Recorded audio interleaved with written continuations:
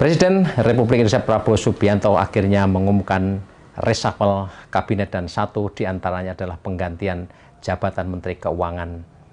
Dan ini adalah satu di antara langkah yang dilakukan oleh Prabowo Subianto untuk menjawab sejumlah tuntutan dan merespon apa yang terjadi di akhir Agustus. Kita akan berbincang-bincang dan meminta penjelasan selengkapnya dari Profesor Dr. Edi Suwandi Hamid. Beliau adalah pakar ekonomi, pengurus pusat ISEI, dan saat ini adalah Rektor Universitas Widya Mataram. Ya Prof, sore ini Senin tanggal 8 September 2025, Presiden Republik Indonesia Prabowo Subianto melakukan reshuffle kabinet dan semua mata rasanya tertuju ke pengisian jabatan Menteri Keuangan Sri Mulyani digantikan oleh Purbaya. Apa yang bisa dibaca dari keputusan yang mungkin orang tidak terlalu menduga akan dilakukan hari ini? Nggak, saya kira soal sosok ya Kementerian Keuangan ya Bu Sri Mulyani sebetulnya sudah lama terdengar ya akan diganti atau dia akan mundur gitu ya. Ketika pergantian kabinet dari pergantian presiden dari Pak Jokowi ke Pak Prabowo kan ditengarai dan memang sering muncul di permukaan ada perbedaan antara Pak Prabowo waktu itu sebagai Menhan dan Bu Sri Mulyani ini sebagai Menteri Keuangan kan. Tetapi barangkali situasional ya, apakah politik dan juga ekonomi yang membutuhkan sosok Sri Mulyani tetap sebagai Menteri Keuangan sehingga beliau bertahan. Nah hari ini kemudian tiba-tiba diganti yang di pusaran media sosial kan itu dipicu oleh penjarahan di rumahnya itu, yang dia merasa tidak puas dengan pengamanan di rumahnya sehingga meminta kepada sudah meminta kepada petugas keamanan untuk menjaga rumahnya, ternyata tetap juga terjadi penjarahan. Nah itu konon beliau minta mundurkan diri. Nah momennya menjadi tepat sekarang ini ya, karena juga sudah muncul kan persetujuan dari Dewan Perwakilan Rakyat misalnya untuk membentuk Kementerian Haji dan Umroh. Nah, juga saya kira tekanan demo-demo ya, kepada beberapa sosok menteri yang katakanlah ya, kalau kita sebut itu dari Menteri Koperasi ya, yang ditengarai juga bermasalah hukum terkait dengan judi online. Nah, saya kira pergantian ini menurut saya tepat dalam konteks menjawab tuntutan pihak-pihak yang demo, dan juga mungkin masyarakat juga menunggu ini policy ekonomi yang baru, terutama di bidang fiskal yang sangat berpengaruh pada pertumbuhan ekonomi. Bagaimanapun juga kan sosok Sri Mulyani sudah terlalu lama berada di kabinet itu ya sekitar 15 tahun pada posisi yang sama walaupun tidak berturut-turut. Nah, kebetulan juga kan kondisi ekonomi kita tidak baik-baik saja. Jadi menurut saya ya wajarlah pergantian di bidang Kementerian Keuangan ini. Oke, sementara ini ya reaksi pasar melihatnya sepertinya agak negatif, tapi ini kan kita belum melihat bagaimana besok dan selanjutnya ya. Apa yang kemudian merefleksikan secara umum atau bagaimana? Pasar kan belum kita lihat kan, baru beberapa menit ya. Saya kira besok akan terlihat bagaimana reaksi pasar itu. Tetapi juga reaksi pasar yang 1-2 hari itu mungkin hanya karena shock saja kan, biasa itu temporary. Seterusnya bagaimana baru itu bisa kita lihat. Nah, sosok itu dalam suatu jabatan kepemimpinan apapun memang sangat penting, sangat menentukan.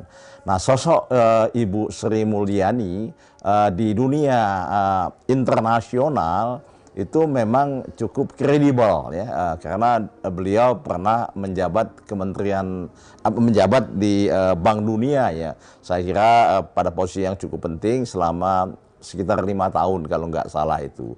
Nah, sehingga dalam konteks hubungan ekonomi global, beliau itu katakanlah laku lah ya, dipercaya. Nah, tetapi sekali lagi apapun ya, jabatan yang terlalu lama itu tidak baik. Tidak baik, karena bisa membuat orang overconfidence, terlalu percaya diri ya, sehingga melakukan sesuatu kurang terkontrol lah katakanlah. Nah, sekarang kan banyak keluhan terhadap kebijakan fiskal kita ya. Misalnya yang kaitannya tentang perpajakan itu. Ini pajak naik ya. Ini pajak, artinya setiap peluang apapun juga seolah-olah kita tuh diburu pajak gitu ya. Nah, padahal kan pajak itu bisa berakibat kontraksi ekonomi ya, kontraktif ya. Karena itu akan mengurangi daya beli masyarakat sehingga pertumbuhan ekonomi turun. Padahal ya, pertumbuhan ekonomi turun, pertumbuhan ekonomi kita itu paling besar komponennya kan konsumsi.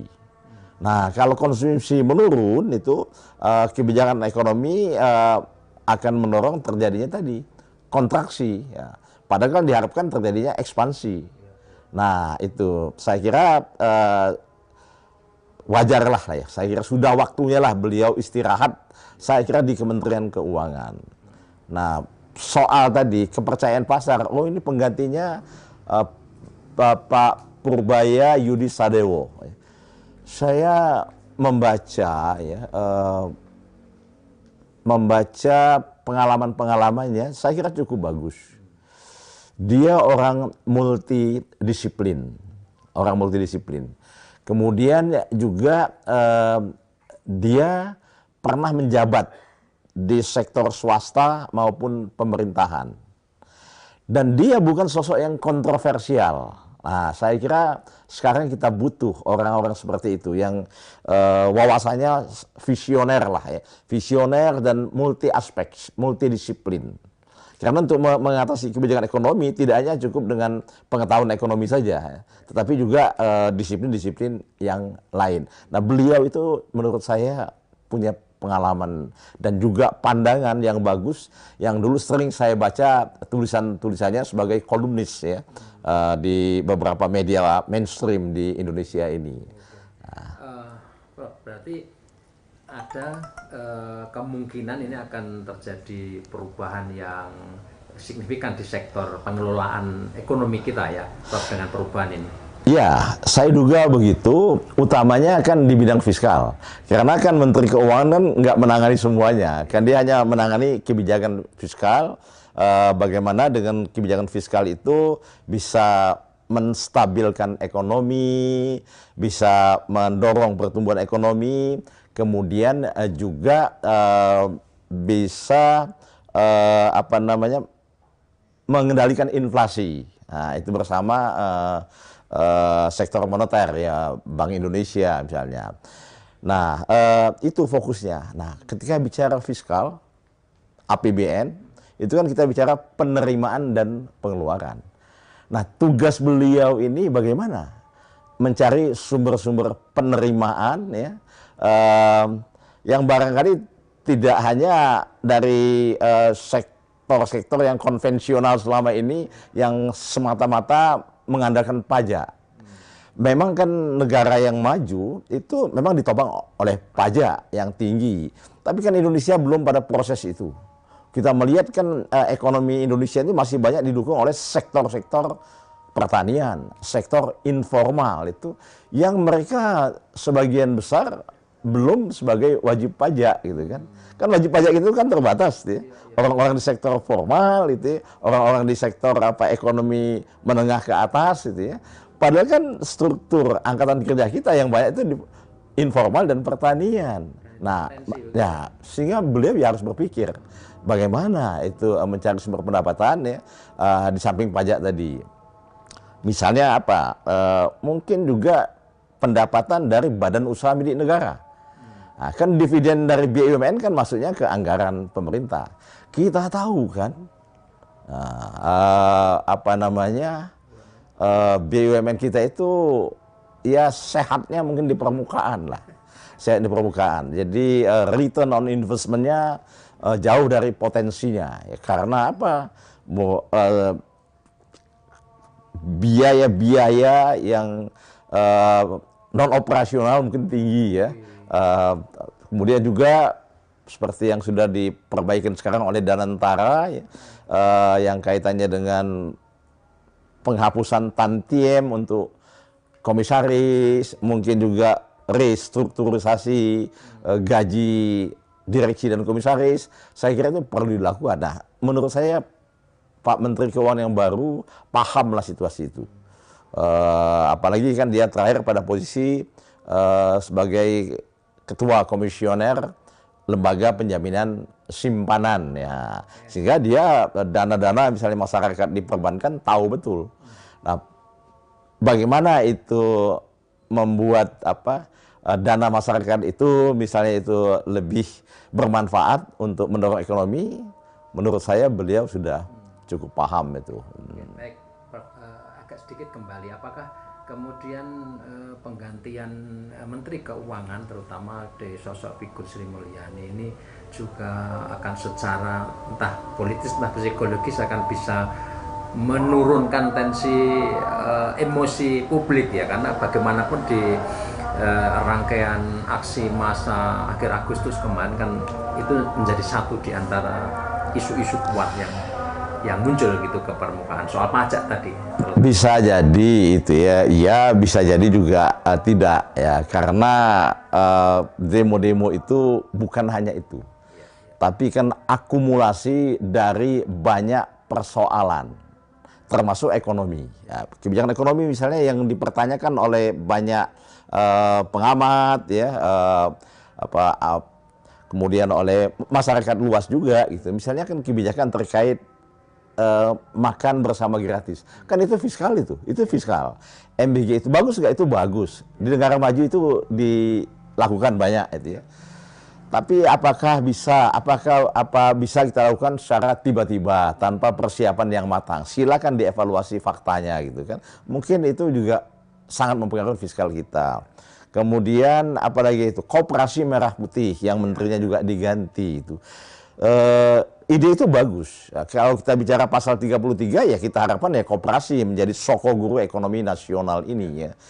Tetapi apakah ada sejarahnya yang menunjukkan di Republik ini koperasi itu betul-betul berperan mengentaskan kemiskinan seperti tujuan dari koperasi merah putih? Kita belum punya sejarah tentang itu. Belum pernah sejarah tentang itu. Lebih banyak sejarah tentang kebangkrutan koperasi, lebih banyak itu. Dan itu ya. Jadi bagian dari Dananya kan itu kan fiskal lagi kan itu kan belasan triliun itu kan, atau mungkin bisa puluhan triliun itu ya. Nah, kita yang sudah mendesain sejak lama saja tidak bisa misalnya untuk mengentaskan kemiskinan melalui koperasi itu. Sekarang tiba-tiba saja dibuat koperasi yang menurut saya tidak sesuai dengan undang-undang koperasi. Kalau yang namanya koperasi itu kan ada anggotanya. Kemudian anggotanya itu membayar simpanan pokok, simpanan wajib, simpanan sukarela. Apakah ini ada? Nah, saya kira itu menjadi masalah juga itu. Apalagi itu yang kaitannya MBG, koperasi, sekolah rakyat. Tapi sekolah rakyat itu kan juga fiskal pada akhirnya itu. Nah, yang seperti ini kan menimbulkan gejolak di masyarakat. Sudah itu juga kita melihat tadi dari praktik-praktik tata kelola negara ini yang banyak yang korup, banyak ya hukum yang tidak jalan misalnya terkait dengan judi online misalnya itu kan. Nah itu jadi bukan hanya isu Bu Sri Mulyaninya saja, itu salah satu sajalah. Persoalan yang terkait misalnya kemarin itu ada yang meninggal dan sebagainya bertambah rame itu pemicu saja atau omongannya Sahroni itu atau yang joget-joget itu pemicu saja, bukan kausa prima, bukan sebab utama, tapi menimbulkan kemarahan yang sudah lama lantas meledak. Nah, jadi ya Sri Mulyani salah satu diantaranya terkait dengan masalah perpajakan misalnya gitu, dan juga statementnya yang mungkin itu di blow up yang tidak tepat yang terkait guru menjadi beban itu kan pemicu, bukan penyebab utamanya saja. Oke. Baik. Nah, setelah ini ya, next itu kan mestinya kan Presiden Prabowo dengan perubahan ini menjanjikan sesuatu yang mungkin akan memenuhi ekspektasi banyak orang. Artinya ini formasi meskipun mungkin belum semuanya ya, mungkin ada menteri-menteri yang masih dipertahankan meskipun juga meninggalkan luka di masyarakat. Kira-kira apa yang mesti dilakukan oleh orang-orang baru di pemerintah? Ya, tuntutan masyarakat itu belum selesai. Ya, artinya ini baru menjawab sebagian sajalah ya, sebagian saja. Jadi karena apa? Kita lihat sekarang itu bagaimana misalnya setelah ini juga Pak Prabowo dengan dukungan anggota yang baru, anggota kabinet yang baru, secara serius misalnya melakukan pemberantasan korupsi.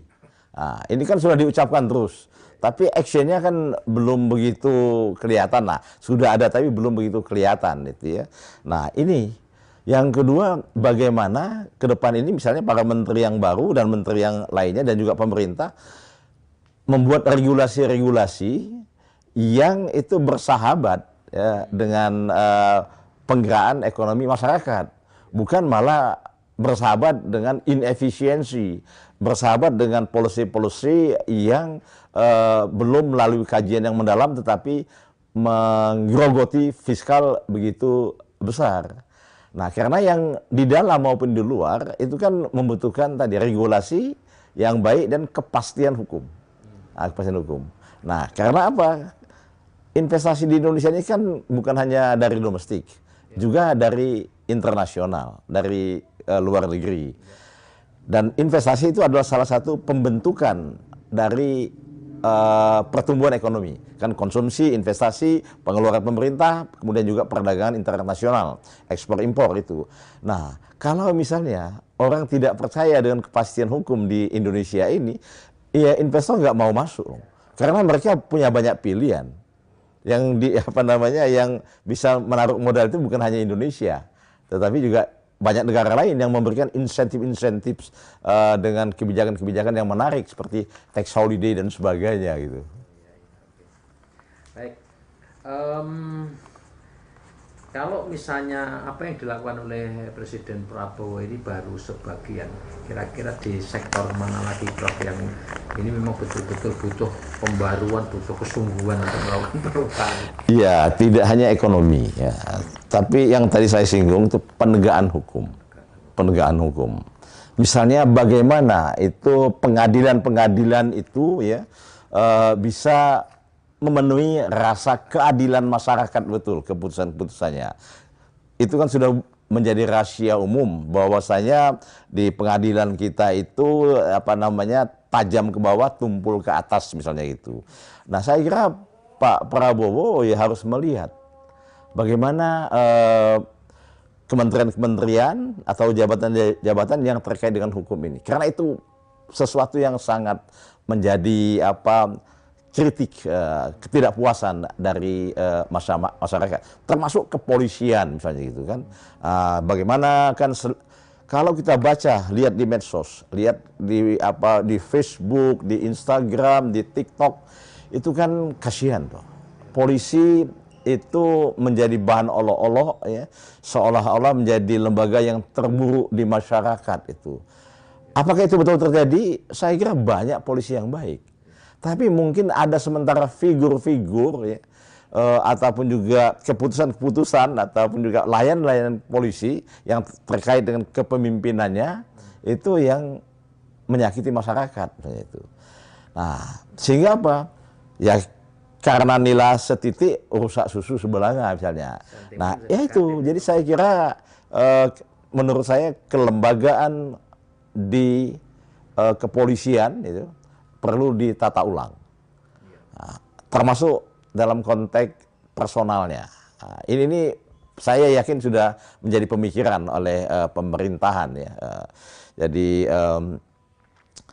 saya melihat misalnya ya yang dilakukan Pak Prabowo ini sudah bagus, tetapi belum semua hulu dari permasalahan itu. Jadi hulu dari permasalahan itu dijawab dengan kebijakan-kebijakan ini.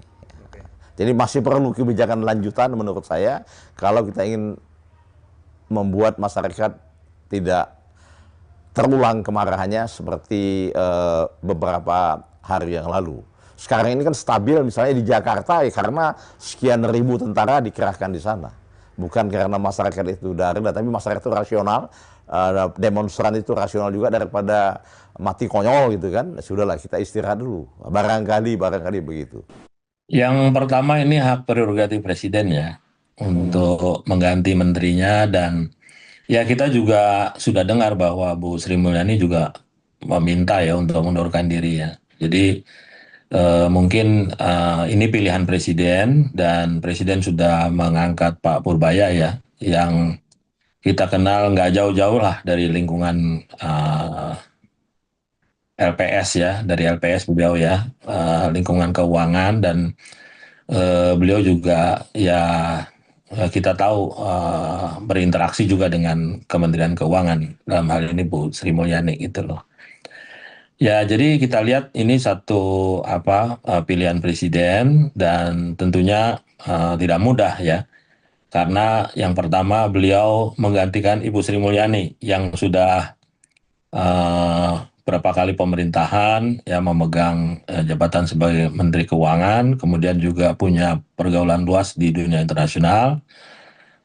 Kemudian juga beliau relatif berhasil ya menjaga kepercayaan internasional, dan juga saat ini kita sedang menghadapi tekanan fiskal yang cukup berat ya, karena penerimaan negara juga menghadapi pelemahan ekonomi. Di lain sisi juga pemerintahan baru Pak Prabowo juga punya program-program yang harus disukseskan oleh seorang Menteri Keuangan ya. Nah, jadi ini yang menurut saya akan dihadapi oleh Pak Purbaya ke depan itu loh. Oke, baik Pak Bob. Kalau misalnya ngomongin dari asosiasi pengusaha, mungkin kita back to back dulu ya dari Bu Sri Mulyani kemarin. Apakah ada PR yang kayaknya emang harus bisa diselesaikan oleh Pak Purbaya terkait dengan tingkat untuk pengusaha sendiri, Pak? Ya, memang pertama fiskal ya yang dihadapi saat ini ya, yang dihadapi pemerintah. Dan kita sudah tahu kan salah satu PR yang dihadapi sekarang pemotongan dana alokasi daerah ya yang cukup besar. Dan ini memicu daerah membuat shortcut ya, menaikkan pajak daerah, yang tentunya ini tindakan yang tidak populer ya di mata masyarakat ya. Ini akan menjadi batu ujian terhadap Pak Purbaya ya ke depan, terutama menghadapi APBN 2026 ya. 2025 dana alokasi daerah yang dipotong tuh sekitar 50 triliun. Itu sudah buat pemerintah daerah kalap ya, menaikkan pajaknya ya. Ya PBB, kemudian juga pajak kendaraan bermotor yang tentunya memberi tambahan beban kepada masyarakat yang daya belinya sudah lemah gitu loh. Nah, tahun depan itu akan dipotong lagi, lebih besar lagi ya, sampai mendekati 300 triliun. Nah, bagaimana daerah menghadapi ini gitu loh. Kan daerah juga nggak bisa ditinggal sendiri oleh pemerintah ya, pusat ya, dalam hal ini Kementerian Keuangan. Nah, bagaimana leadership pemerintah pusat kemudian kerjasamanya dengan pemerintah daerah menghadapi kebijakan fiskal ya yang sudah disampaikan oleh Pak Presiden dalam nota keuangan di Jakarta tanggal 15 Agustus yang lalu. Nah, kemudian juga kita menghadapi dinamika global ya, seperti kebijakan Trump ya yang menaikkan tarif yang harus diantisipasi ya. Kalau kenaikan tarif itu benar-benar dilaksanakan, kemungkinan akan terjadi kenaikan harga di US, kemudian pemerintah US yang dikhawatirkan akan menaikkan interest, dan itu akan menyebabkan tekanan capital outflow. Nah, ini juga harus diantisipasi oleh Kementerian Keuangan di kita ya, Menteri Keuangan bagaimana menghadapi tekanan moneter ya. Jadi memang challenging ya, cukup challenging bagi seorang Pak Purbaya ya. Kemudian juga pasti ya dunia internasional juga mempertanyakan beliau gitu loh ya. Nah, dan tentunya mereka membandingkan dengan Ibu Sri Mulyani ya, yang dalam hal ini Bu Sri Mulyani cukup berhasil ya menjaga kepercayaan internasional ya, untuk menjaga defisit tidak lebih dari 3%. Ya, nah sedangkan Menteri Keuangan yang baru ini akan diuji di sini gitu loh, ya, karena tekanannya nggak mudah, ya. Bagaimana menjaga disiplin fiskal ya ke depan ya seperti Bu Sri Mulyani. Tapi di lain sisi harus mencari cara-cara yang kreatif untuk menambal fiskal yang bolong ini gitu loh, yang gap ya. Nah ini yang jadi tantangan berat ya buat Pak Purbaya ke depan. Oke Pak Bob, mungkin kalau misalnya kebijakan dari Bu Sri Mulyani yang bisa dipertahankan dan yang dihapus apa saja kalau pandangan dari Apindo, Pak? Saya rasakan yang tadi sudah kita sampaikan ya, bagaimana disiplin fiskal, ya defisit harus dijaga. Saya rasa ini perlu dipertahankan ya, yang sudah dilaksanakan oleh Bu Sri Mulyani. Nah, ke depan untuk penerimaan negara memang perlu dikembangkan cara-cara yang lebih kreatif ya, dengan kebijakan yang baru di Menteri Keuangan.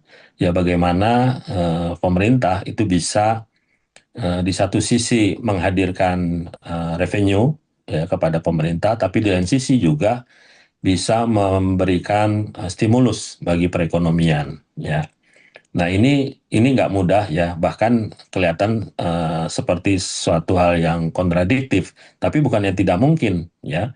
Pengalaman kita sewaktu COVID, waktu pemerintah memberikan insentif, itu tax revenue pemerintah juga bisa naik gitu loh ya.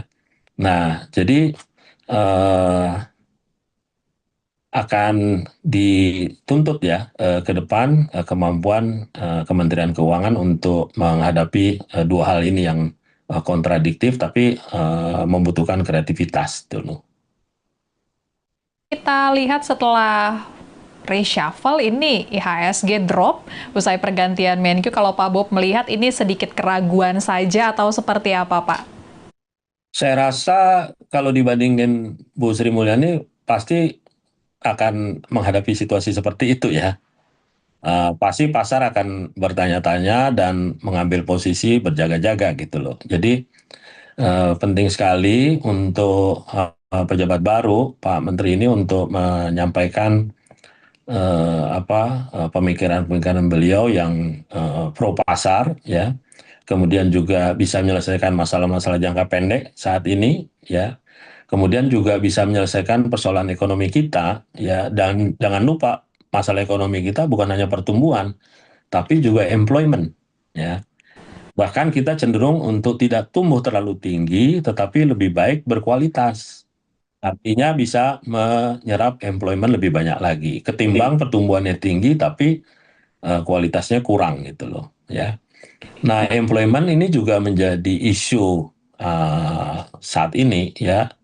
Kita lihat kan demonstrasi akhir-akhir ini juga lebih banyak didorong oleh isu-isu mengenai employment ya. Jadi saya rasa indikator yang nanti bisa dijadikan patokan pemerintah tidak hanya pertumbuhan ekonomi tapi juga penyerapan tenaga kerja ya, penciptaan lapangan kerja ya. Ini menjadi indikator penting ya selain pertumbuhan ekonomi. Kita lebih cenderung ekonomi nggak tumbuh terlalu tinggi tapi penyerapan tenaga kerjanya lebih baik gitu loh ya. Karena ngomongin tadi pertumbuhan ekonomi, tadi Pak Purbaya setelah pelantikan cerita kalau misalnya langsung melakukan meeting dengan Presiden Prabowo dan targetnya adalah untuk mencapai pertumbuhan ekonomi 8%, cuman Pak Purbaya bilang sepertinya sulit kalau tahun ini, mungkin bisa direalisasikan 2 atau 3 tahun ke depan, dan untuk tahun ini beliau bilang kalau misalnya kayak 6% aja. Karena tadi Bapak bilang melihat dengan pertumbuhan ekonomi, apakah optimis Pak terkait dengan kondisi belakangan ini, pergantian menteri dan juga ada gelombang demonstrasi besar-besaran kemarin Pak? Ya, saya setuju ini yang sampaikan Pak Purbaya ya. 8% saat ini nggak mungkin lah ya. Dan ekonomi Indonesia tuh nggak bisa disentak-sentak gitu loh ya. Jadi didorong-dorong ya. Justru yang harus kita lakukan adalah memperkuat fundamentalnya, fondasinya, supaya kita bisa tumbuh dengan baik dan sustain ya, ketimbang kita tumbuh tinggi tapi habis itu ambruk ya pertumbuhannya.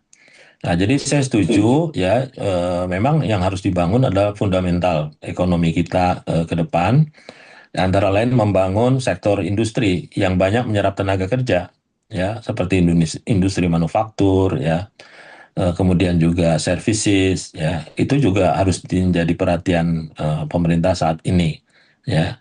Jadi memang harus bertahap, ya, tumbuh tinggi tapi berkualitas, itu yang kita harapkan. Tapi kalau boleh memilih, ya kita lebih memilih pertumbuhan yang berkualitas, itu loh. Ya, artinya yang banyak menyerap tenaga kerja, dan kemudian juga kualitas tenaga kerja juga harus diperhatikan, ya, bukan hanya sektor informal, tapi juga bagaimana meningkatkan pekerja di sektor formal yang perlindungannya lebih baik dan income-nya juga lebih baik, gitu loh.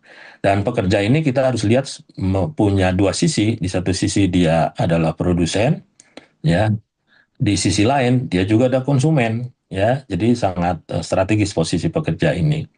Nah, kemudian juga kita berharap ke depan pemerintah juga menjadikan indeks penyerapan tenaga kerja ini sebagai KPI penting bagi keberhasilan program pemerintah, ya. Nah, jadi pemerintahan sekelas US saja menjadikan penyerapan tenaga kerja sebagai indikator yang penting dalam mengambil kebijakan, ya. Apalagi Indonesia, ya, yang tantangannya cukup besar di sektor ketenaga kerjaan, karena setiap tahun itu ada 3,5 juta pekerja baru yang masuk pasar kerja, ya. Nah, ini kan membutuhkan daya serap, ya, ekonomi kita terhadap masuknya pasar kerja. Nah, di lain sisi, nggak semua negara punya kemewahan seperti Indonesia yang tenaga kerjanya berlimpah, gitu loh. Nah, jadi bagaimana kita bisa memanfaatkan kelebihan kita ini untuk pembangunan ekonomi kita sendiri. Oke, baik Pak Bob. Karena ngomongin ke belakang kemarin Pak, ada gelombang demonstrasi yang juga cukup besar, yang kemudian juga ini mungkin menjadi faktor tergantinya Menteri Keuangan saat ini. Kondisi pasar seperti apa sih Pak kemarin pas lagi demonstrasi Pak? Mungkin dari sisi Apindo melihat apakah ada gejolak juga atau seperti apa Pak? Ya, kalau kita lihat kan saat ini memang pasar tertekan, ya. Rupiah juga tertekan, ya, ke level 16.500, ya. Kemudian juga stock market juga melemah, ya. Sebenarnya memang challenging, ya, bagi pasar, ya. Tapi di dalam pasar itu mengandung harapan, ya, ekonomi Indonesia untuk cepat pulih, karena sekarang banyak pelaku pemegang modal juga mencari tujuan investasi yang bagus, ya, karena sekarang hampir semua negara menghadapi tekanan ekonomi. Nah, jadi sebenarnya kalau Indonesia berhasil mengkapitalisasikan potensi marketnya yang besar, kemudian juga tenaga kerjanya yang besar, sumber daya alamnya yang luar biasa, dan jangan lupa yang ketiga, sumber daya karbon. Kita juga punya sumber daya karbon yang luar biasa. Nah, ini kalau berhasil dikapitalisasiin, Indonesia akan menjadi tujuan investasi yang cukup menjanjikan. Tapi sekali lagi, nggak boleh programnya yang sifatnya shortcut, menghentak-hentak, ya, jangka pendek, ya. Kita sering mendengar quick wins, low hanging fruit, gitu loh, ya. Justru yang kita harapkan adalah perspektif, ya, ekonomi yang lebih punya spektrum jangka menengah panjang, kemudian juga kebijakan-kebijakan yang sifatnya konsisten, ya, pro pasar, kemudian juga pro employment, ya. Itu yang kira-kira harus dipertimbangkan oleh Menteri Keuangan yang baru. Nah, kemudian juga harus bisa menyeimbangkan tekanan untuk ya, sebagai pembantu presiden kan beliau harus mensukseskan program presiden, gitu loh, ya. Pertumbuhan ekonomi yang tinggi, kemudian juga program-program yang lain. Tapi di lain sisi, beliau juga teknokrat yang harus menjaga profesionalismenya, ya, agar ini bisa berimbang, gitu loh. Nah, ini yang integritas ini yang nanti akan diuji, ya, untuk Menteri Keuangan yang baru, gitu. Ini kan kita berbicara tentang proyek jangka panjang ya Pak Bob ya. Kalau jangka pendeknya deh Pak Bob, karena ini banyak PR nih tadi Pak Bob sudah bilang, yang pasti ketenaga kerjaan penyerapannya nih harus cepet-cepet, karena seperti Pak Bob bilang ini 3,5 juta ya Pak ya setiap tahunnya, lalu bertambah tenaga kerja yang harus bisa diserap gitu Pak. Ini apa nih PR jangka pendek buat Pak Purbaya? Yang pertama kan mengharmonisasi ya kebijakan ya. Ada 3 hal ya yang harus dilakukan oleh beliau. Yang pertama kan fiskal ya, untuk membiayai APBN, program-program pemerintah. Kemudian yang kedua daya beli masyarakat ya, yang sekarang kan tertekan. Bagaimana mengembalikan daya beli masyarakat ya untuk lebih baik lagi, karena nggak mungkin lah ada investasi masuk ke Indonesia dalam situasi demand yang melemah. Ya, demand itu harus diperbaiki dulu, baru nanti investasi masuk, create job dan lain sebagainya. Nah, ini juga harus dipikirkan. Kemudian yang ketiga juga harus ada kerjasama dengan Bank Sentral, ya, Bank Indonesia, terutama dalam stabilisasi rupiah, ya, menjaga currency, ya.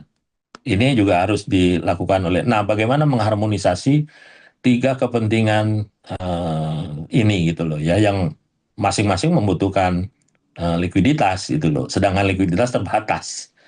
Nah, jadi itu yang harus dilakukan oleh beliau ya. Kalau saya dari dunia usaha lebih cenderung untuk bagaimana memprioritaskan mengembalikan daya beli masyarakat saat ini ya, untuk lebih punya power lagi ya.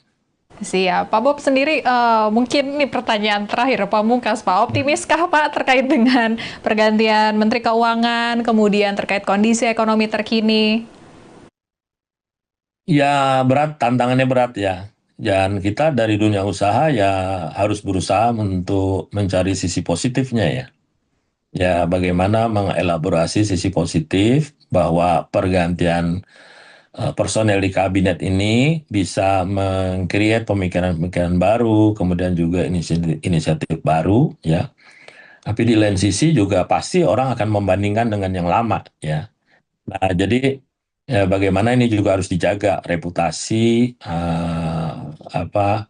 dan disiplin fiskal yang sudah dijalankan oleh Bu Sri Mulyani dengan baik, ya. Jadi kalau 2 hal ini bisa dijalankan oleh Menteri Keuangan yang baru, kita akan optimis ya tentunya. Siap, kita menunggu kabar baik ya, karena pasti ke depan ada program-program cepat juga yang jadi PR buat Pak Purbaya, karena pasti ada tagihan 100 hari pertama, apa nih Pak yang bisa dilakuin biasa gitu ya Pak, PR dari kita ya Pak Bob ya.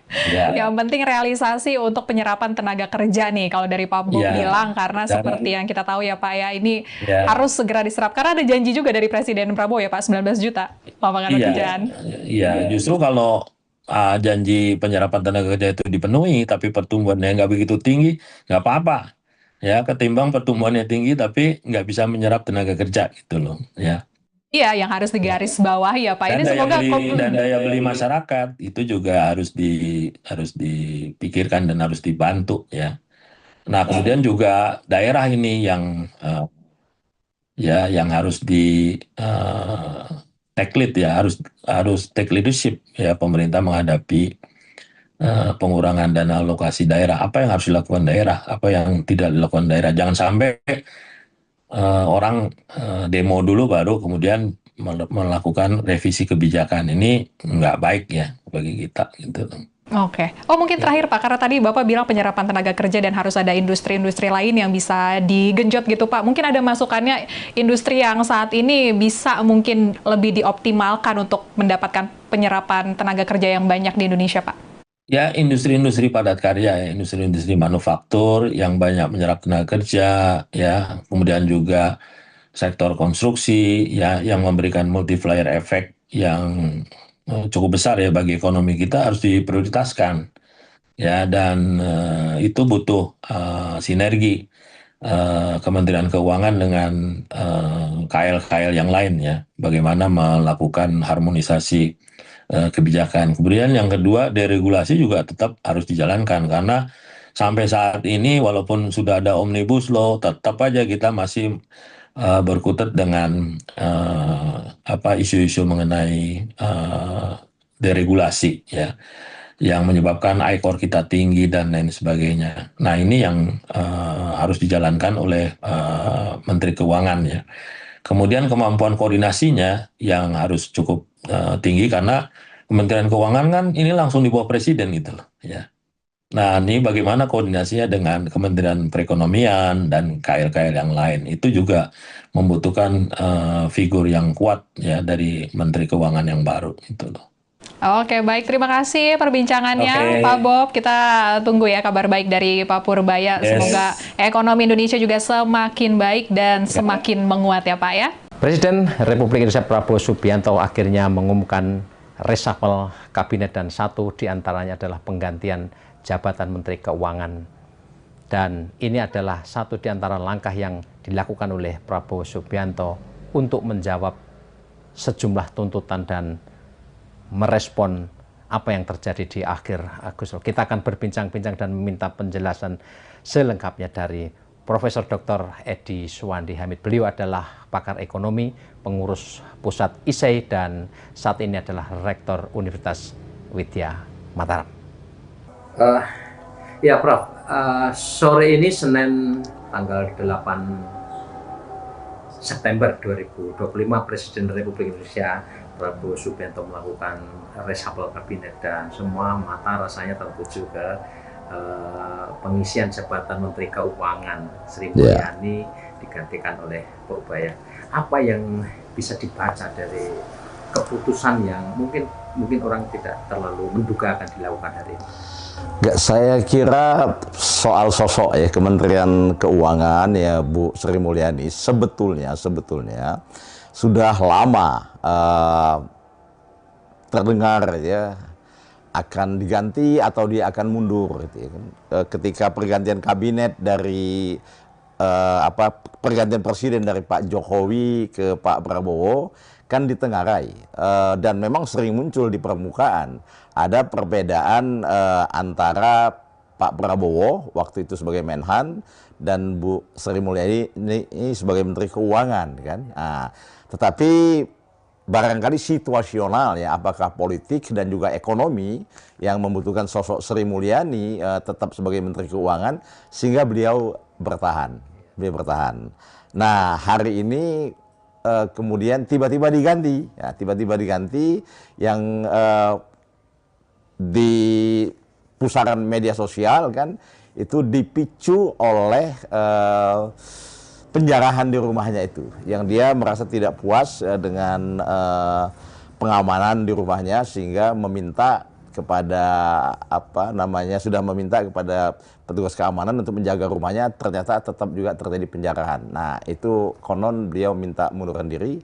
Nah, momennya menjadi tepat sekarang ini ya, karena juga sudah muncul kan persetujuan dari Dewan Perwakilan Rakyat misalnya untuk membentuk Kementerian Haji dan Umroh. Nah, juga saya kira tekanan demo-demo ya, kepada beberapa sosok menteri yang katakanlah kalau kita sebut itu dari Menteri Koperasi ya, yang ditengarai juga bermasalah hukum terkait dengan judi online. Nah, saya kira pergantian ini menurut saya tepat dalam konteks menjawab tuntutan pihak-pihak yang demo, dan juga mungkin masyarakat juga menunggu ini policy ekonomi yang baru, terutama di bidang fiskal yang sangat berpengaruh pada pertumbuhan ekonomi. Bagaimanapun juga kan sosok Sri Mulyani sudah terlalu lama berada di kabinet itu ya sekitar 15 tahun pada posisi yang sama walaupun tidak berturut-turut. Nah, kebetulan juga kan kondisi ekonomi kita tidak baik-baik saja. Jadi menurut saya ya wajarlah pergantian di bidang Kementerian Keuangan ini. Oke. Sementara ini ya reaksi pasar melihatnya sepertinya agak negatif, tapi ini kan kita belum melihat bagaimana besok dan selanjutnya ya. Apa yang kemudian merefleksikan secara umum atau bagaimana? Pasar kan belum kita lihat kan, baru beberapa menit ya. Saya kira besok akan terlihat bagaimana reaksi pasar itu. Tetapi juga reaksi pasar yang 1-2 hari itu mungkin hanya karena shock saja, kan biasa itu temporary. Seterusnya bagaimana baru itu bisa kita lihat. Nah, sosok itu dalam suatu jabatan kepemimpinan apapun memang sangat penting, sangat menentukan. Nah, sosok Ibu Sri Mulyani di dunia internasional itu memang cukup kredibel ya, karena beliau pernah menjabat menjabat di Bank Dunia ya. Saya kira pada posisi yang cukup penting selama sekitar 5 tahun kalau nggak salah itu.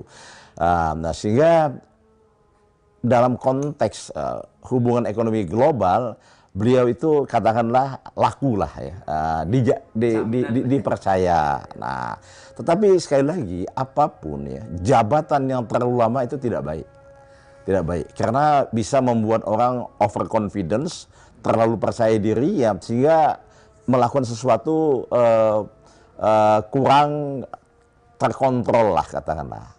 Nah, sekarang kan banyak keluhan terhadap kebijakan fiskal kita ya. Misalnya yang kaitannya tentang perpajakan gitu. Ini pajak naik ya. Ini pajak, artinya setiap peluang apapun juga seolah-olah kita itu diburu pajak gitu ya. Nah, padahal kan pajak itu bisa berakibat kontraksi ekonomi ya, kontraktif ya. Karena itu akan mengurangi daya beli masyarakat sehingga pertumbuhan ekonomi turun. Padahal ya, pertumbuhan ekonomi kita itu paling besar komponennya kan konsumsi. Nah, kalau konsumsi menurun itu kebijakan ekonomi akan mendorong terjadinya tadi kontraksi. Ya. Padahal kan diharapkan terjadinya ekspansi. Nah, itu saya kira wajar lah ya. Saya kira sudah waktunya lah beliau istirahat. Saya kira di Kementerian Keuangan. Nah, soal tadi kepercayaan pasar, ini penggantinya Pak Purbaya Yudi Sadewo. Saya membaca ya, pengalaman-pengalamannya, saya kira cukup bagus. Dia orang multidisiplin. Kemudian juga dia pernah menjabat di sektor swasta maupun pemerintahan. Dan dia bukan sosok yang kontroversial. Nah, saya kira sekarang kita butuh orang-orang seperti itu yang wawasannya visioner lah ya. Visioner dan multi aspek, multidisiplin. Karena untuk mengatasi kebijakan ekonomi tidak hanya cukup dengan pengetahuan ekonomi saja, tetapi juga disiplin-disiplin yang lain. Nah, beliau itu menurut saya punya pengalaman dan juga pandangan yang bagus, yang dulu sering saya baca tulisannya sebagai kolumnis ya, di beberapa media mainstream di Indonesia ini. Berarti ada kemungkinan ini akan terjadi perubahan yang signifikan di sektor pengelolaan ekonomi kita ya, dengan perubahan ini. Ya, saya duga begitu, utamanya kan di bidang fiskal. Karena kan Menteri Keuangan kan nggak menangani semuanya, kan dia hanya menangani kebijakan fiskal, bagaimana dengan kebijakan fiskal itu bisa menstabilkan ekonomi, bisa mendorong pertumbuhan ekonomi, kemudian juga bisa mengendalikan inflasi. Nah, itu bersama sektor moneter ya, Bank Indonesia misalnya. Nah, itu fokusnya. Nah, ketika bicara fiskal, APBN, itu kan kita bicara penerimaan dan pengeluaran. Nah, tugas beliau ini bagaimana? Mencari sumber-sumber penerimaan ya, yang barangkali tidak hanya dari sektor-sektor yang konvensional selama ini yang semata-mata mengandalkan pajak. Memang kan negara yang maju itu memang ditopang oleh pajak yang tinggi. Tapi kan Indonesia belum pada proses itu. Kita melihat kan ekonomi Indonesia ini masih banyak didukung oleh sektor-sektor pertanian, sektor informal itu yang mereka sebagian besar belum sebagai wajib pajak gitu kan. Kan wajib pajak itu kan terbatas ya. Orang-orang di sektor formal itu, orang-orang di sektor ekonomi menengah ke atas itu ya. Padahal kan struktur angkatan kerja kita yang banyak itu di informal dan pertanian. Nah, ya sehingga beliau ya harus berpikir bagaimana itu mencari sumber pendapatan ya di samping pajak tadi. Misalnya apa? Mungkin juga pendapatan dari badan usaha milik negara. Nah, kan dividen dari BUMN kan masuknya ke anggaran pemerintah. Kita tahu kan, BUMN kita itu ya sehatnya mungkin di permukaan lah, sehat di permukaan. Jadi return on investment-nya jauh dari potensinya. Ya, karena apa? Biaya-biaya yang non operasional mungkin tinggi ya. Kemudian juga seperti yang sudah diperbaikin sekarang oleh Danantara ya, yang kaitannya dengan penghapusan tantiem untuk komisaris, mungkin juga restrukturisasi gaji direksi dan komisaris, saya kira itu perlu dilakukan. Nah, menurut saya Pak Menteri Keuangan yang baru pahamlah situasi itu. Apalagi kan dia terakhir pada posisi sebagai ketua komisioner lembaga penjaminan simpanan ya, sehingga dia dana-dana misalnya masyarakat diperbankan tahu betul. Nah, bagaimana itu membuat dana masyarakat itu misalnya itu lebih bermanfaat untuk mendorong ekonomi, menurut saya beliau sudah cukup paham itu. Oke, baik, agak sedikit kembali, apakah kemudian penggantian Menteri Keuangan terutama dari sosok figur Sri Mulyani ini juga akan secara entah politis entah psikologis akan bisa menurunkan tensi emosi publik ya, karena bagaimanapun di rangkaian aksi massa akhir Agustus kemarin kan itu menjadi satu di antara isu-isu kuat yang muncul gitu ke permukaan soal pajak tadi. Bisa jadi itu ya, ya bisa jadi juga tidak ya, karena demo-demo itu bukan hanya itu, tapi kan akumulasi dari banyak persoalan, termasuk ekonomi. Ya, kebijakan ekonomi misalnya yang dipertanyakan oleh banyak pengamat ya, kemudian oleh masyarakat luas juga gitu. Misalnya kan kebijakan terkait makan bersama gratis, kan itu fiskal, itu fiskal. MBG itu bagus nggak? Itu bagus. Di negara maju itu dilakukan banyak itu ya. Tapi apakah bisa kita lakukan secara tiba-tiba tanpa persiapan yang matang? Silakan dievaluasi faktanya gitu kan. Mungkin itu juga sangat mempengaruhi fiskal kita.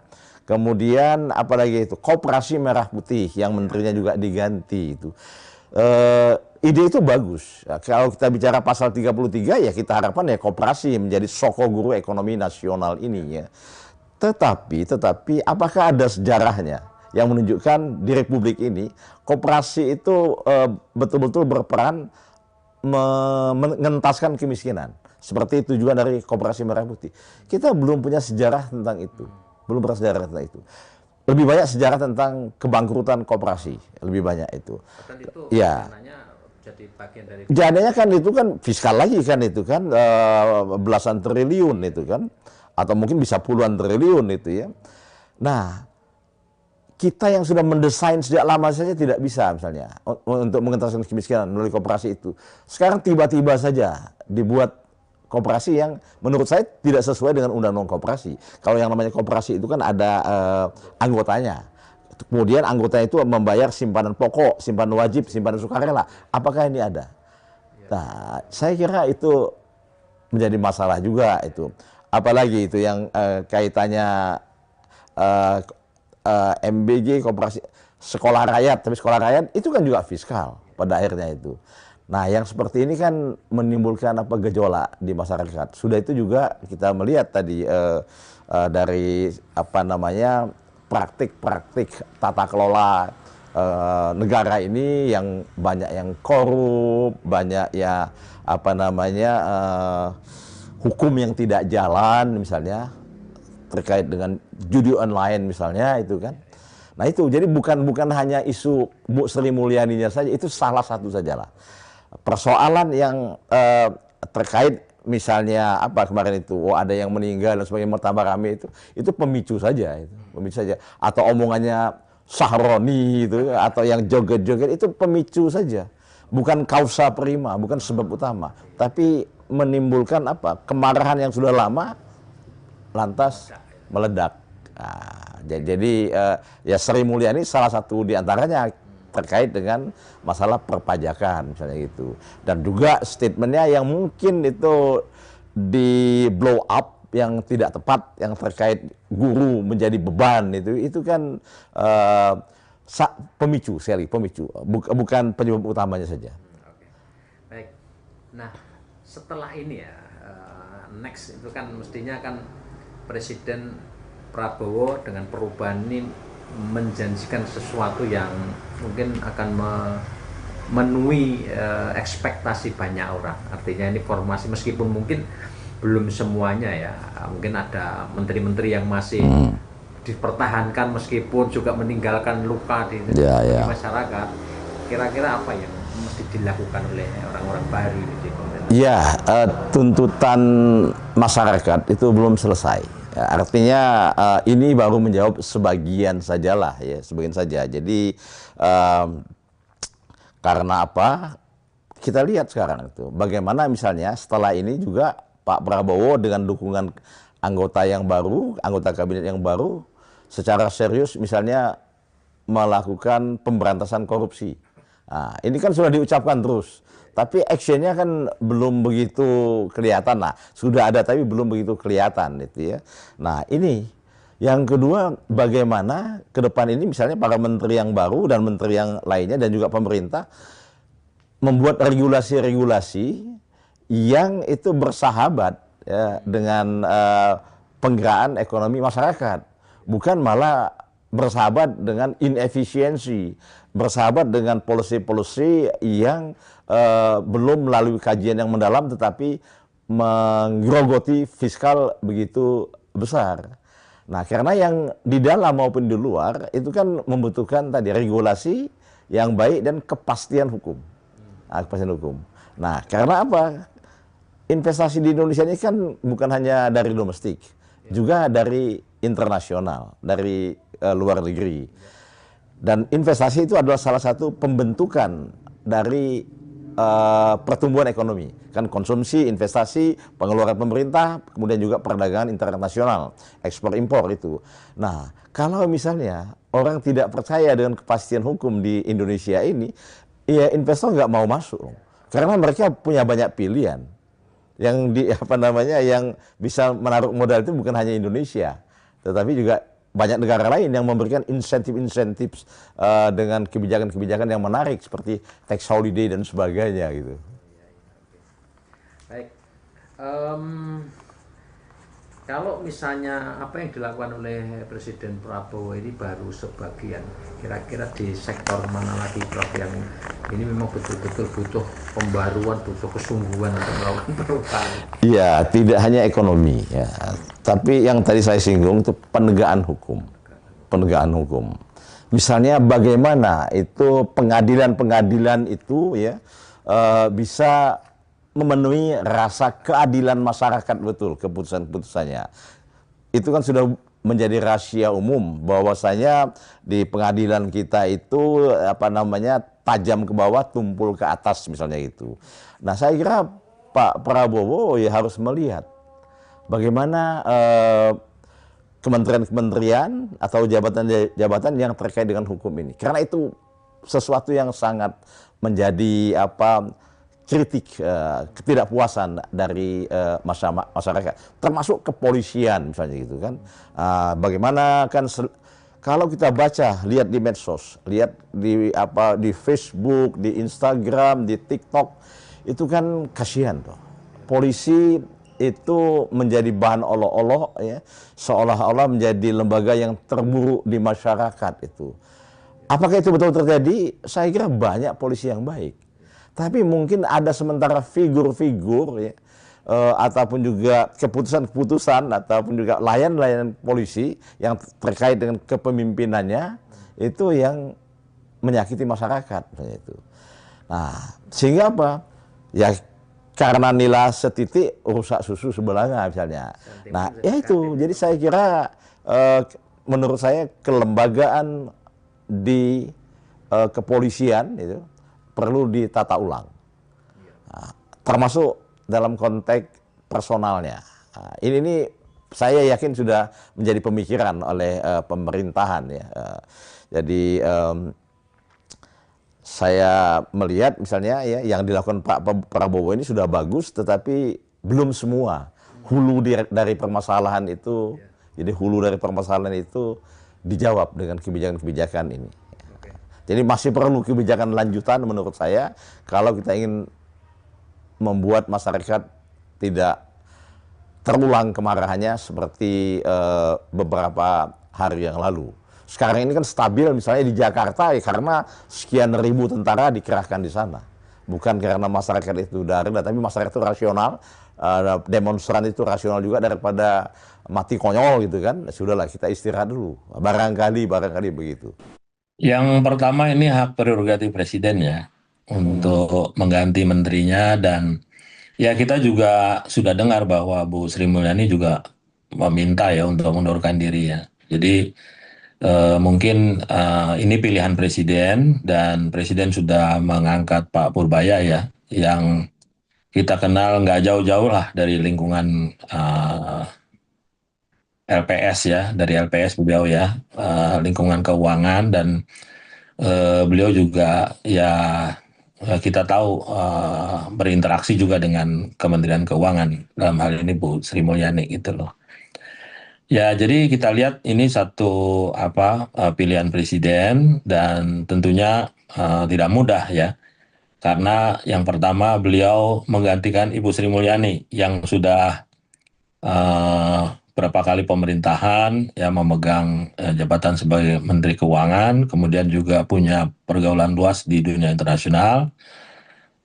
Kemudian juga beliau relatif berhasil ya menjaga kepercayaan internasional, dan juga saat ini kita sedang menghadapi tekanan fiskal yang cukup berat ya, karena penerimaan negara juga menghadapi pelemahan ekonomi. Di lain sisi juga pemerintahan baru Pak Prabowo juga punya program-program yang harus disukseskan oleh seorang Menteri Keuangan ya. Nah, jadi ini yang menurut saya akan dihadapi oleh Pak Purbaya ke depan gitu loh. Oke, baik Pak Bob. Kalau misalnya ngomongin dari asosiasi pengusaha, mungkin kita back to back dulu ya dari Bu Sri Mulyani kemarin. Apakah ada PR yang kayaknya emang harus bisa diselesaikan oleh Pak Purbaya terkait dengan tingkat untuk pengusaha sendiri, Pak? Ya, memang pertama fiskal ya yang dihadapi saat ini ya, yang ada di pemerintah. Dan kita sudah tahu kan salah satu PR yang dihadapi sekarang pemotongan dana alokasi daerah ya yang cukup besar. Dan ini memicu daerah membuat shortcut ya, menaikkan pajak daerah, yang tentunya ini tindakan yang tidak populer ya di mata masyarakat ya. Ini akan menjadi batu ujian terhadap Pak Purbaya ya ke depan, terutama menghadapi APBN 2026 ya. 2025 dana alokasi daerah yang dipotong tuh sekitar 50 triliun. Itu sudah buat pemerintah daerah kalap ya, menaikkan pajaknya ya. Ya PBB, kemudian juga pajak kendaraan bermotor yang tentunya memberi tambahan beban kepada masyarakat yang daya belinya sudah lemah gitu loh. Nah, tahun depan itu akan dipotong lagi, lebih besar lagi ya, sampai mendekati 300 triliun. Nah, bagaimana daerah menghadapi ini gitu loh. Kan daerah juga nggak bisa ditinggal sendiri oleh pemerintah ya, pusat ya, dalam hal ini Kementerian Keuangan. Nah, bagaimana leadership pemerintah pusat kemudian kerjasamanya dengan pemerintah daerah menghadapi kebijakan fiskal ya yang sudah disampaikan oleh Pak Presiden dalam nota keuangan di Jakarta tanggal 15 Agustus yang lalu. Nah, kemudian juga kita menghadapi dinamika global ya, seperti kebijakan Trump ya yang menaikkan tarif, eh, yang harus diantisipasi ya. Kalau kenaikan tarif itu benar-benar dilaksanakan, kemungkinan akan terjadi kenaikan harga di US, kemudian pemerintah US yang dikhawatirkan akan menaikkan interest, dan itu akan menyebabkan tekanan capital outflow. Nah, ini juga harus diantisipasi oleh Kementerian Keuangan di kita, ya Menteri Keuangan, bagaimana menghadapi tekanan moneter ya. Jadi memang challenging ya, cukup challenging bagi seorang Pak Purbaya ya. Oke, Kemudian baik. juga pasti ya dunia internasional juga mempertanyakan beliau gitu loh ya. Nah, dan tentunya mereka membandingkan dengan Ibu Sri Mulyani ya. Yang dalam hal ini Bu Sri Mulyani cukup berhasil ya menjaga kepercayaan internasional ya untuk menjaga defisit tidak lebih dari 3%. Ya, nah sedangkan Menteri Keuangan yang baru ini akan diuji di sini gitu loh, ya, karena tekanannya nggak mudah, ya. Bagaimana menjaga disiplin fiskal ya ke depan, ya seperti Bu Sri Mulyani. Tapi di lain sisi harus mencari cara-cara yang kreatif untuk menambal fiskal yang bolong ini gitu loh, yang gap ya. Nah ini yang jadi tantangan berat ya buat Pak Purbaya ke depan. Oke Pak Bob, mungkin kalau misalnya kebijakan dari Bu Sri Mulyani yang bisa dipertahankan dan yang dihapus apa saja kalau pandangan dari Apindo, Pak? Saya rasa kan yang tadi sudah kita sampaikan ya, bagaimana disiplin fiskal, ya defisit harus dijaga. Saya rasa ini perlu dipertahankan ya, yang sudah dilaksanakan oleh Bu Sri Mulyani. Nah, ke depan untuk penerimaan negara memang perlu dikembangkan cara-cara yang lebih kreatif ya, dengan kebijakan yang baru di Menteri Keuangan, ya bagaimana pemerintah itu bisa di satu sisi menghadirkan revenue ya kepada pemerintah, tapi di lain sisi juga bisa memberikan stimulus bagi perekonomian ya. Nah ini nggak mudah ya, bahkan kelihatan seperti suatu hal yang kontradiktif, tapi bukannya tidak mungkin ya. Pengalaman kita sewaktu COVID, waktu pemerintah memberikan insentif, itu tax revenue pemerintah juga bisa naik gitu loh ya. Nah jadi akan dituntut ya ke depan kemampuan Kementerian Keuangan untuk menghadapi dua hal ini yang kontradiktif tapi membutuhkan kreativitas dulu. Kita lihat setelah reshuffle ini IHSG drop usai pergantian Menkyu. Kalau Pak Bob melihat ini sedikit keraguan saja atau seperti apa, Pak? Saya rasa kalau dibandingin Bu Sri Mulyani pasti akan menghadapi situasi seperti itu ya.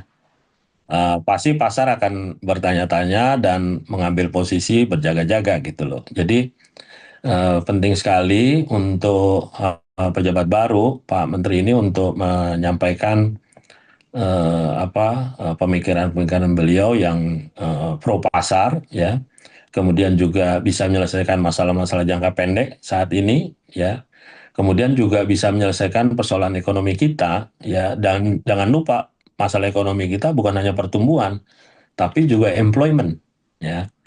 Bahkan kita cenderung untuk tidak tumbuh terlalu tinggi tetapi lebih baik berkualitas.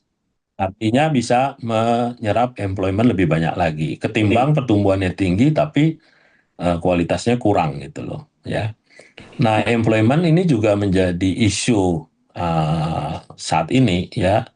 Kita lihat kan demonstrasi akhir-akhir ini juga lebih banyak didorong oleh isu-isu mengenai employment ya. Jadi saya rasa indikator yang nanti bisa dijadikan patokan pemerintah tidak hanya pertumbuhan ekonomi tapi juga penyerapan tenaga kerja ya, penciptaan lapangan kerja ya.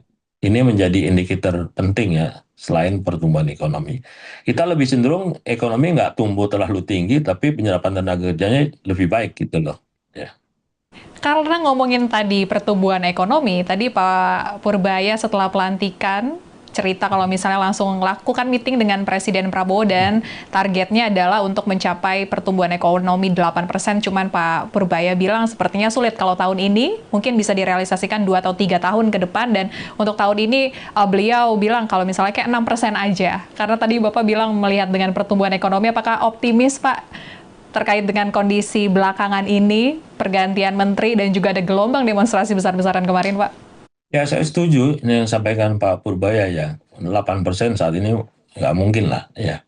Dan ekonomi Indonesia tuh nggak bisa disentak-sentak gitu loh ya. Jadi didorong-dorong ya. Justru yang harus kita lakukan adalah memperkuat fundamentalnya, fondasinya, supaya kita bisa tumbuh dengan baik dan sustain ya, ketimbang kita tumbuh tinggi tapi habis itu ambruk ya pertumbuhannya. Nah, jadi saya setuju ya, memang yang harus dibangun adalah fundamental ekonomi kita ke depan, antara lain membangun sektor industri yang banyak menyerap tenaga kerja ya, seperti industri manufaktur ya, kemudian juga services ya, itu juga harus menjadi perhatian pemerintah saat ini ya. Jadi memang harus bertahap ya, tumbuh tinggi tapi berkualitas, itu yang kita harapkan. Tapi kalau boleh memilih ya kita lebih memilih pertumbuhan yang berkualitas itu loh ya, artinya yang banyak menyerap tenaga kerja, dan kemudian juga kualitas tenaga kerja juga harus diperhatikan ya, bukan hanya sektor informal tapi juga bagaimana meningkatkan pekerja di sektor formal yang perlindungannya lebih baik dan income-nya juga lebih baik gitu loh. Dan pekerja ini kita harus lihat punya dua sisi. Di satu sisi dia adalah produsen ya, di sisi lain dia juga ada konsumen ya. Jadi sangat strategis posisi pekerja ini. Nah, kemudian juga kita berharap ke depan pemerintah juga menjadikan indeks penyerapan tenaga kerja ini sebagai KPI penting bagi keberhasilan program pemerintah ya. Nah, jadi pemerintahan sekelas US saja menjadikan penyerapan tenaga kerja sebagai indikator yang penting dalam mengambil kebijakan ya. Apalagi Indonesia ya, yang tantangannya cukup besar di sektor ketenaga kerjaan, karena setiap tahun itu ada 3,5 juta pekerja baru yang masuk pasar kerja ya. Nah, ini kan membutuhkan daya serap ya ekonomi kita terhadap masuknya pasar kerja. Nah, di lain sisi, nggak semua negara punya kemewahan seperti Indonesia yang tenaga kerjanya berlimpah gitu loh. Nah, jadi bagaimana kita bisa memanfaatkan kelebihan kita ini untuk pembangunan ekonomi kita sendiri. Oke, baik Pak Bob. Karena ngomongin ke belakang kemarin Pak, ada gelombang demonstrasi yang juga cukup besar, yang kemudian juga ini mungkin menjadi faktor tergantinya Menteri Keuangan saat ini. Kondisi pasar seperti apa sih Pak kemarin pas lagi demonstrasi Pak? Mungkin dari sisi Apindo melihat apakah ada gejolak juga atau seperti apa Pak? Ya, kalau kita lihat kan saat ini memang pasar tertekan ya, rupiah juga tertekan ya ke level 16.500 ya. Kemudian juga stock market juga melemah ya. Sebenarnya memang challenging ya bagi pasar ya, tapi di dalam pasar itu mengandung harapan ya ekonomi Indonesia untuk cepat pulih, karena sekarang banyak pelaku pemegang modal juga mencari tujuan investasi yang bagus ya, karena sekarang hampir semua negara menghadapi tekanan ekonomi. Nah, jadi sebenarnya kalau Indonesia berhasil mengkapitalisasikan potensi marketnya yang besar, kemudian juga tenaga kerjanya yang besar, sumber daya alamnya yang luar biasa, dan jangan lupa yang ketiga sumber daya karbon. Kita juga punya sumber daya karbon yang luar biasa. Nah, ini kalau berhasil dikapitalisasiin, Indonesia akan menjadi tujuan investasi yang cukup menjanjikan. Tapi sekali lagi, nggak boleh programnya yang sifatnya shortcut, menghentak-hentak, ya, jangka pendek, ya. Kita sering mendengar quick wins, low hanging fruit, gitu loh, ya. Justru yang kita harapkan adalah perspektif ya ekonomi yang lebih punya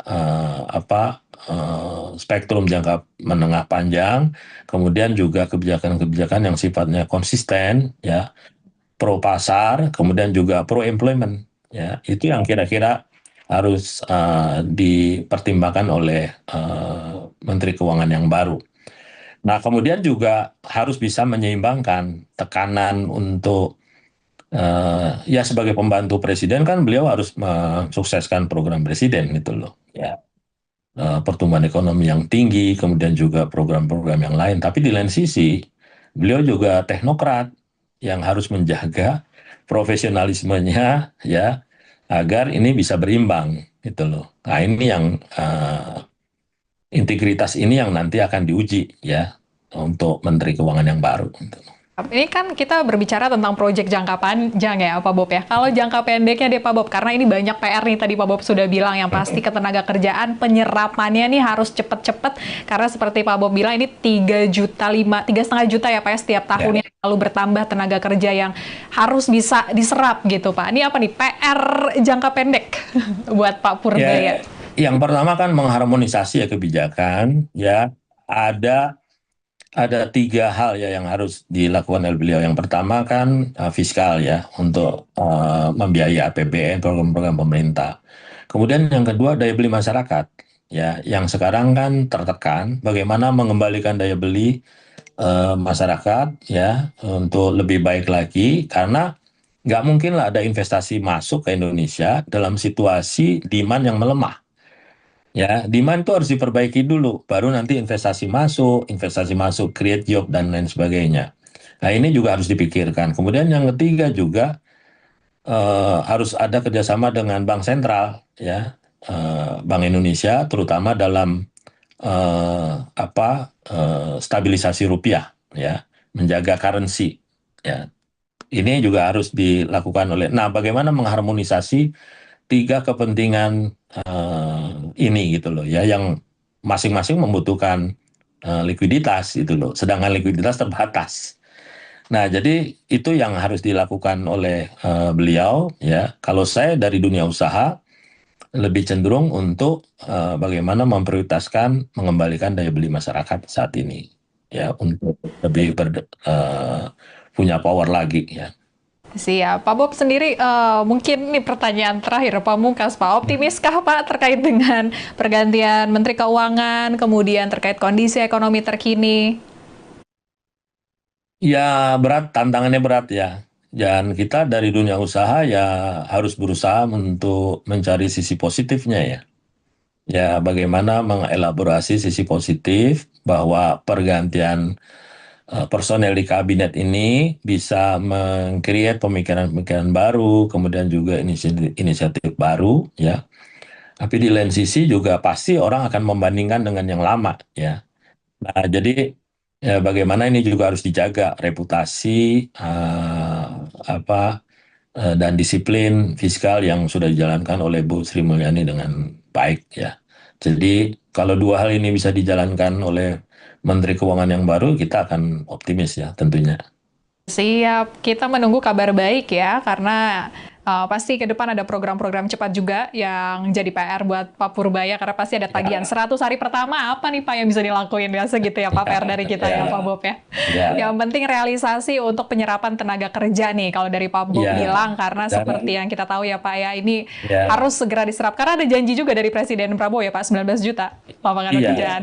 Iya, justru kalau janji penyerapan tenaga kerja itu dipenuhi, tapi pertumbuhannya nggak begitu tinggi, nggak apa-apa. Ya, ketimbang pertumbuhannya tinggi tapi nggak bisa menyerap tenaga kerja gitu loh, ya. Iya, yang harus digaris bawah ya Pak. Dan daya beli masyarakat itu juga harus dipikirkan dan harus dibantu, ya. Nah, kemudian juga daerah ini yang harus di take lead ya, harus take leadership ya, pemerintah menghadapi pengurangan dana alokasi daerah. Apa yang harus dilakukan daerah, apa yang tidak dilakukan daerah. Jangan sampai orang demo dulu baru kemudian melakukan revisi kebijakan. Ini nggak baik ya bagi kita gitu. Oke. Oh, mungkin terakhir Pak, karena tadi Bapak bilang penyerapan tenaga kerja dan harus ada industri-industri lain yang bisa digenjot gitu Pak. Mungkin ada masukannya industri yang saat ini bisa mungkin lebih dioptimalkan untuk mendapatkan penyerapan tenaga kerja yang banyak di Indonesia Pak.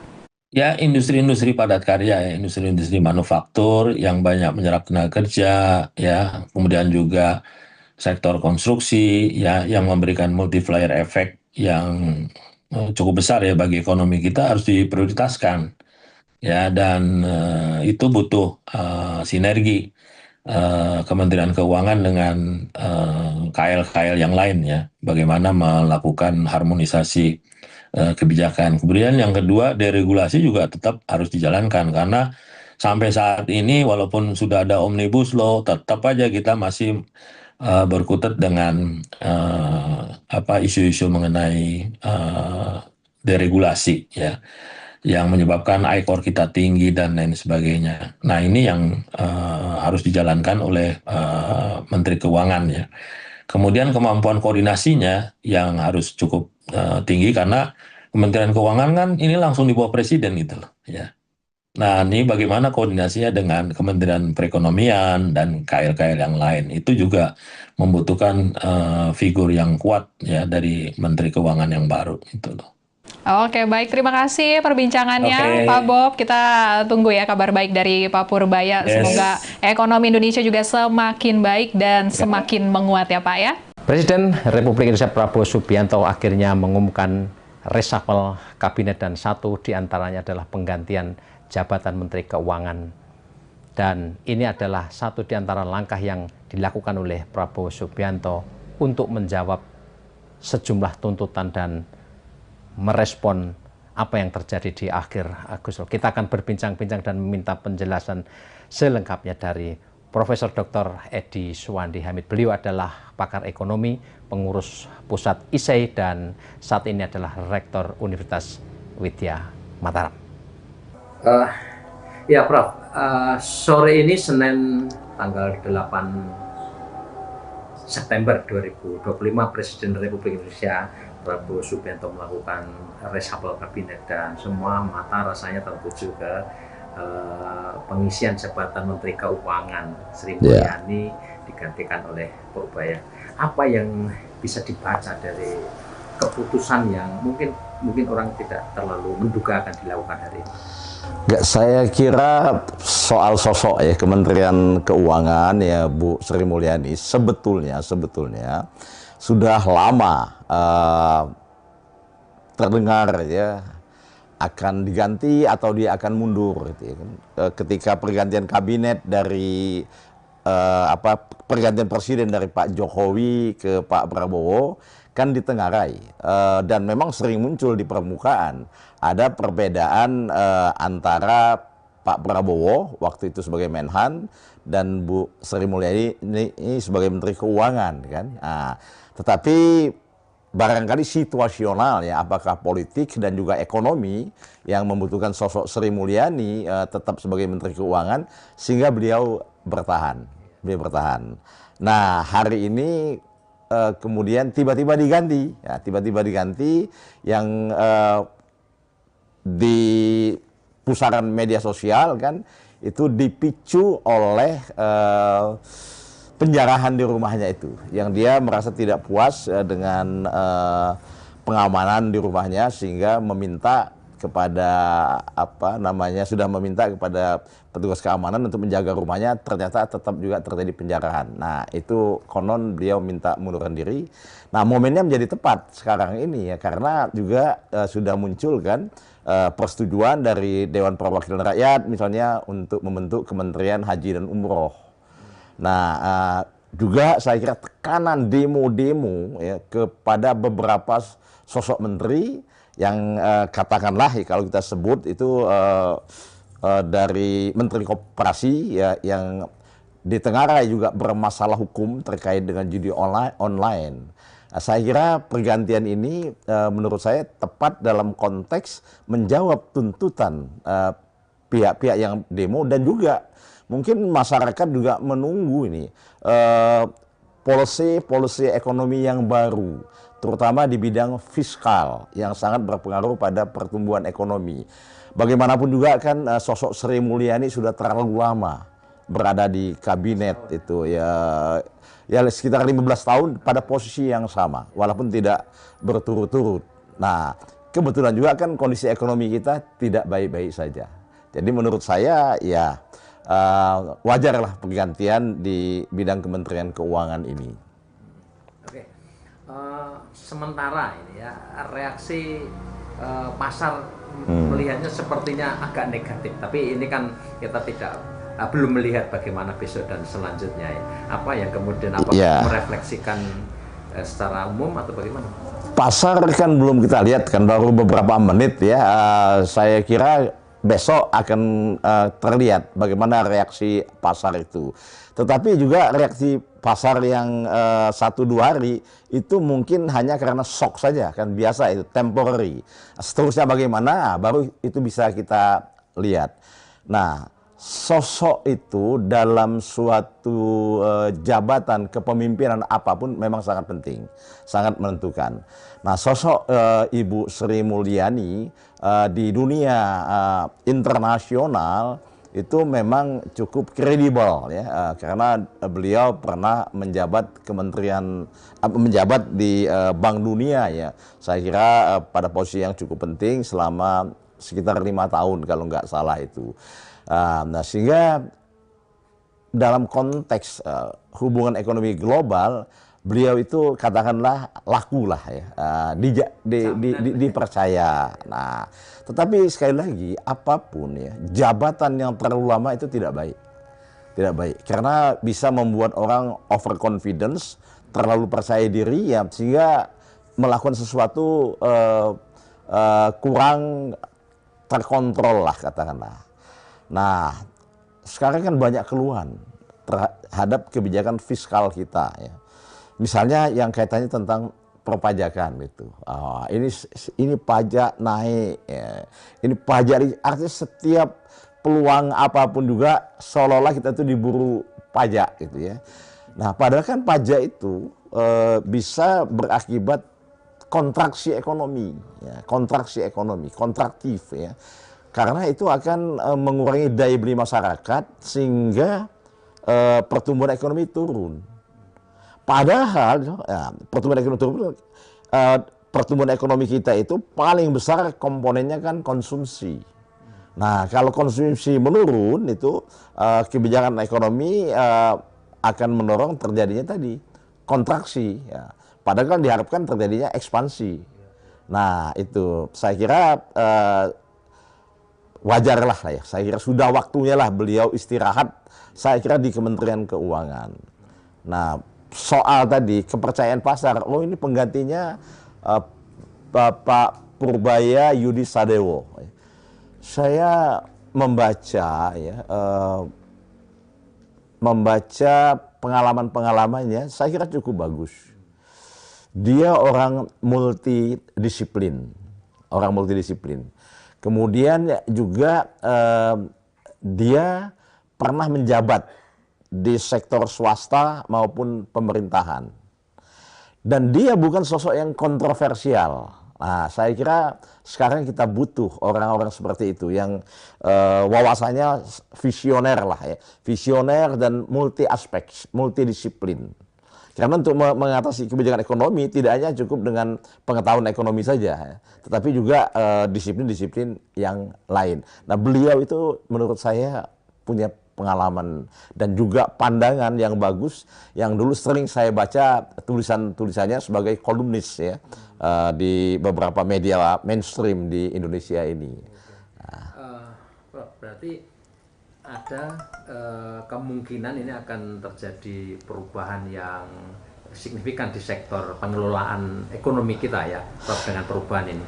Ya, saya duga begitu, utamanya kan di bidang fiskal.